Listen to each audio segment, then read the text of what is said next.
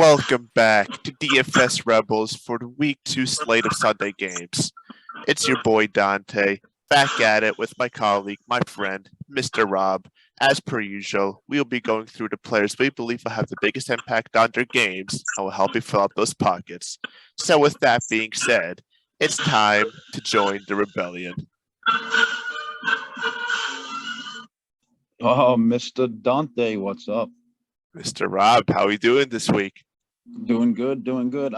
Didn't do so good on my MMA lineups tonight, but that's okay. We're gonna make up for it tomorrow. Let's get right into it. I'm gonna start off immediately talking about my favorite game on the slate. And no, it's not my favorite game because the Raiders are in it. It's just my favorite game because I think it's gonna be high scoring. I'm all in on the Arizona versus Raiders at Las Vegas. I predict it to be a high scoring game. I'm looking at a mediocre, low ownership for Kyler Murray. Derek Carr makes me more intrigued that it's not trending upwards. I will have 3 to 5 pieces in the majority of my lineups from this game. One of my favorite plays on the slate is Josh Jacobs. Everyone is off him after last week. He's low owned, but they have a putrid run defense. I think he's the best value on the slate. He even more with Brandon Bolden likely out with a hamstring injury. We might see some Amir Abdullah and the rookies Amir White to see some snaps, but Josh Jacobs will see the majority of the running duties and even pass catching. So I'm locking onto that. Unfortunately, we're not going to get a discount that we did on Derek Carr's favorite target, Devontae Adams, this week. But I don't care how owned he is. I'm still locked on him. He is going to be amazing against that Arizona defense. If I'm going to run it back, I do like Connor. He has grown on me. I have not been a fan of his last year, this year, but he has grown on me. So I might like to run it back with him or Zach Ertz or even Hollywood Brown. What do you think about that game? Yeah, no, I pretty much agree with everything you said there. Now, I'm not so high on either running back because I think it will be a pass-heavy game for both sides, especially the Raiders. My play for the week, at least in that game, is Derek Carter quarterback. Obviously, he's got a very favorable matchup against the Cardinals secondary. They're very weak. Mahomes just torched them last week for 5 touchdown passes. So I think Derek Carr has something similar to that kind of production. Maybe not the Mahomes level production. But he'll be somewhere within the ballpark. Obviously, he's got a nice loaded set of weapons too, and Devontae Adams, Hunter Renfrow, Darren Waller. So I'd say put Derek Carr in your lineups this week. Love it. Love to hear that. The next game I'm looking at is the Washington at Detroit game. Both teams finished last week ranked inside the top 10 for expected pace of play, and I expect them to both be high-paced this week as well. I think Detroit's going to have a more pass-happy attack. So I like stacking Jared Goff with Amar St. Brown, who's earned 12 targets in week 1. He's now 10-plus targets in the last 7 games. He's finished top 20 in all of them. He has the same metric Christian Kirk did last week, and I attack that. But I also love the idea of an under 2% owned DJ Chalk, who leads the team in air yards and red zone targets from week 1.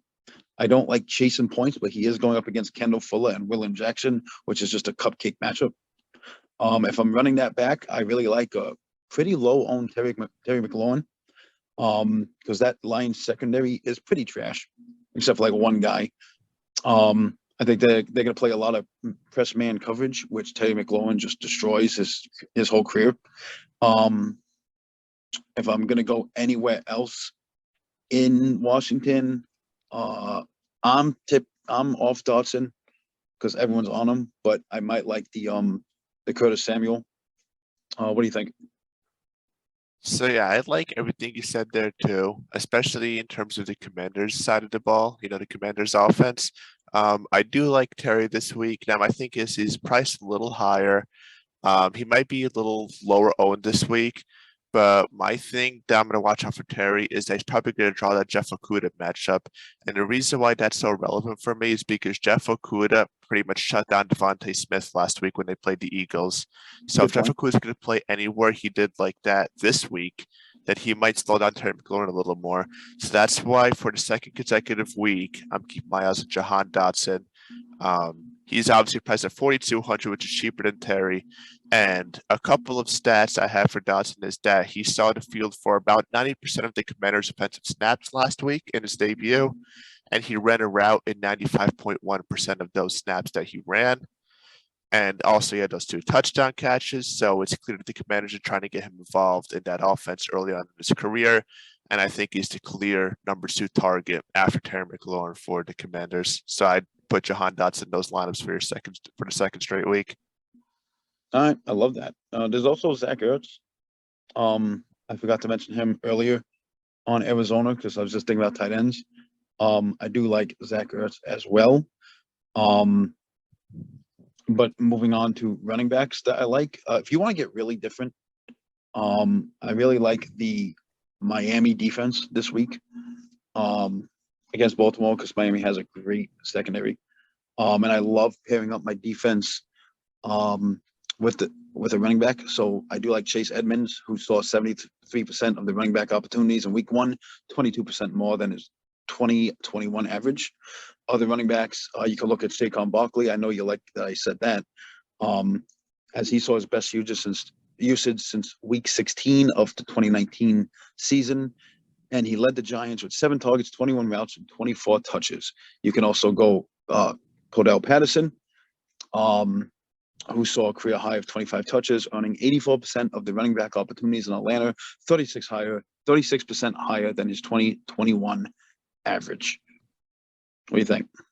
So yeah, I like all that. I do like Cordero this week. I also obviously do like Saquon. I may have a little bias next. I'm a Giants fan, but 2 players I'm actually keeping my eye on for the Giants this week are 2 wide receivers. Sterling Shepard is one of them, who's priced at 4,900. Now, Sterling Shepard for me has been the best wide receiver, at least in the Daniel Jones era on the Giants. So he's a cheaper solution compared to most other wide receivers. Obviously, had a big touchdown catch last week. He and Jones have good chemistry, so I'd also use Sterling Shepard if you can. And another sneaky play I think you should keep an eye on this week, it's cheap, but it's worth the gamble, I believe, is Richie James Jr., who's only priced at 3,200. He had like 6 or 7 crucial third down catches, I believe it was last week. He's clearly, early on at least, seen a very high role in that Brian Daboll offense. So I'd sneak in Richie James into your lineups. He's going to have that low intercept percentage, low price. So keep your eye out on him. Interesting. I like it. Also, other running backs, Leonard Fournette played 76% of the snaps in week 1, 90% of those before the fourth quarter.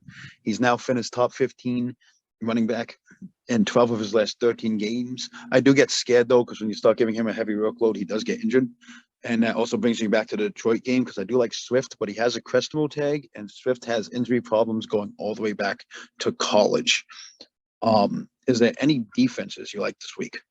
So I do like the Steelers defense. They're playing the Patriots. I don't like to doubt, Bill Belichick and Mac Jones and the whole Patriots guys over there.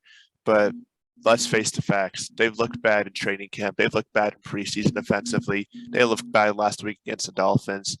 And I know the Steelers are without TJ Watt for a couple of weeks here, but they still have a lot of boys in the defense that could play. So I'd go with the Steelers defense, I think. And also, they're coming off of a 5 turnover game against the Bengals offense. So they're playing confident. They'll be back at it for a second straight week, I believe. Love that. Speaking of the Bengals, they're going to be the chalkiest defense of the week, which is fine because in cash games and even GPPs, I'll be running the Bengals defense with Joe Mixon because I do, like I said before, I always pair the defense up with the running backs.